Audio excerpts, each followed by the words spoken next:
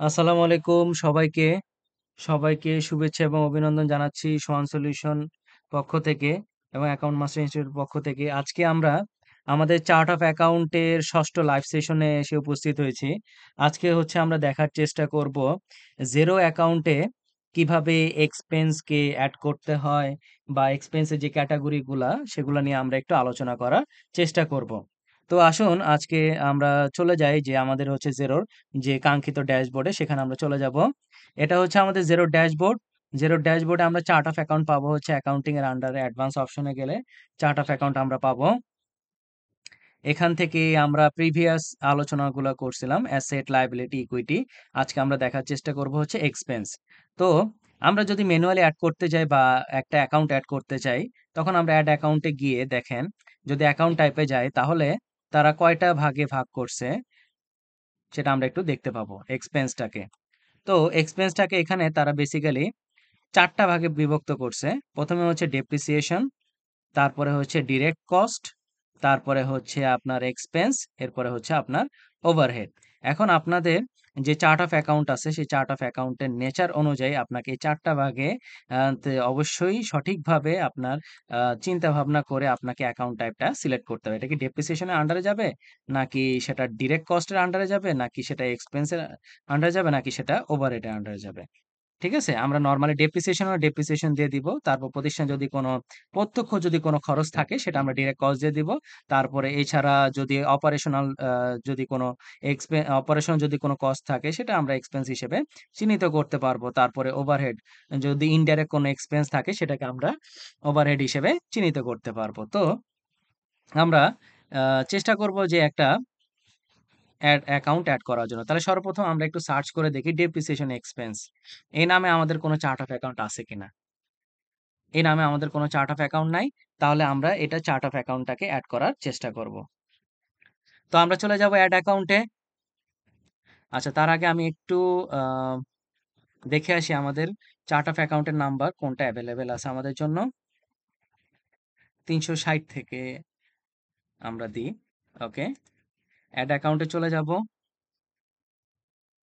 যাওয়ার পরে এখানে আমাদের ডেপ্রিসিয়েশন ৩৬০ আমাকে এখানে এভেইলেবল তারা দেখাচ্ছে।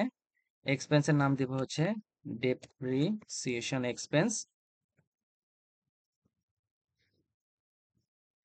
ওকে, ডেপ্রিসিয়েশন এক্সপেন্স আমরা এখানে দিলাম।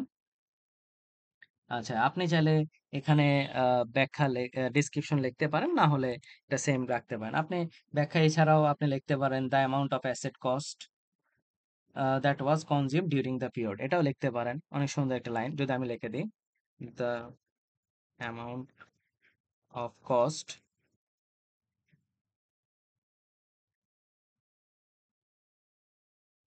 Of the assets cost that was consumed during the period. আপনি এটা লিখতে পারেন, তাহলে আপনার জন্য আরেকটু বুঝতে সুবিধা হবে।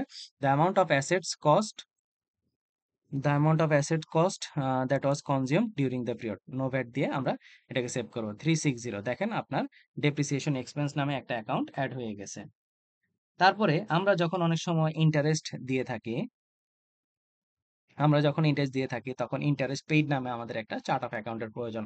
আমরা যদি একটু সার্চ করে দেখি ইন্টারেস্ট পেইড,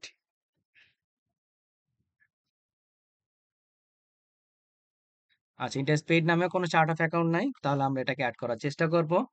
তাহলে অ্যাকাউন্ট টাইপ ইন্টারেস্ট পেইড, যেহেতু সেটা আমার হচ্ছে, যেহেতু এটা ইনডাইরেক্ট এক্সপেন্সের মধ্যে পড়তেছে, তাহলে এটা আমরা ওভারহেড হিসেবে দিব ৩৬১ ইন্টারেস্ট পেইড। আমরা এখানে ডেসক্রিপশন দিব interest paid on a business bank account or credit card account. Okay, business account or credit card account. আচ্ছা, আমরা এটা আপাতত নো ব্যাট দিয়ে সেট করে দেব বাই ডিফল্ট। তার পরবর্তীতে আমরা এটা চেঞ্জ করতে পারবো যখন আমরা এটা নিয়ে কোনো কাজ করব। ওকে, তাহলে 360 এবং 361 দুইটা আমার অ্যাড হয়ে গেছে, ডেপ্রিসিয়েশন এক্সপেন্স, ইন্টারেস্ট পেইড। তো আসেন আমরা আরো চার্ট অফ অ্যাকাউন্ট অ্যাড করার চেষ্টা করি। ধরেন আমাদের প্রতিষ্ঠানে আমরা যেহেতু প্রোডাক্ট সেল করব, অবশ্যই আমাদের কস্ট অফ গুডস সোল্ড এর প্রয়োজন আছে। আমরা যদি একটু কস্ট অফ গুডস সোল্ড দিয়ে সার্চ করি, কস্ট অফ গুডস সোল্ড আমাদের নাই, তাহলে আমরা কস্ট অফ গুডস সোল্ড এর নামে আমরা একটা অ্যাকাউন্ট অ্যাড করার চেষ্টা করব। তো কস্ট অফ গুডস সোল্ড এর নামে,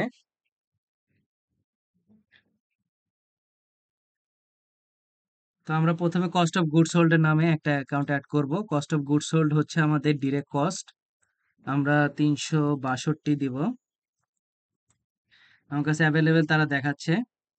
কস্ট অফ গুডস সোল্ড আমরা এখানে লিখে দিলাম, ডেসক্রিপশনে কস্ট অফ গুডস সোল্ড রাখলাম, তারপর ট্যাক্সে হচ্ছে নো ভ্যাট দিয়ে সেভ করে দিব।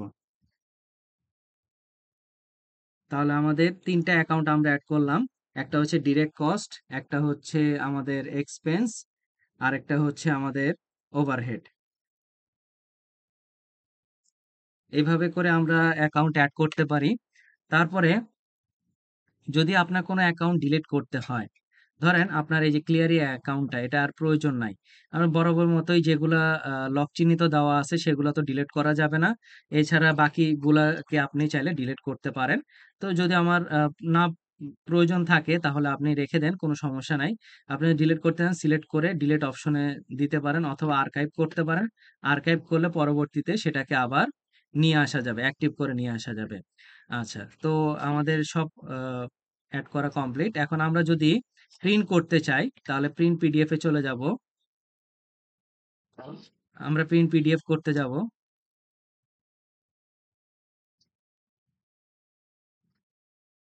আমাদের পিডিএফ এর মধ্যে এখানে আমাদের কোম্পানির নাম দেখাচ্ছে, এখানে আমাদের যত এক্সপেন্স রিলেটেড যত চার্ট অফ অ্যাকাউন্ট গুলো আছে সে প্রত্যেকটা চার্ট অফ অ্যাকাউন্ট আমাদের এখানে তারা শো করতেছে।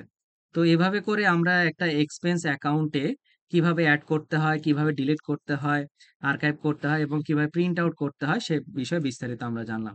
তো আজকে আমাদের সেশন এ পর্যন্তই। তো ইনশাআল্লাহ সবাই ভালো থাকেন, সবাইকে ধন্যবাদ। আসসালামু আলাইকুম।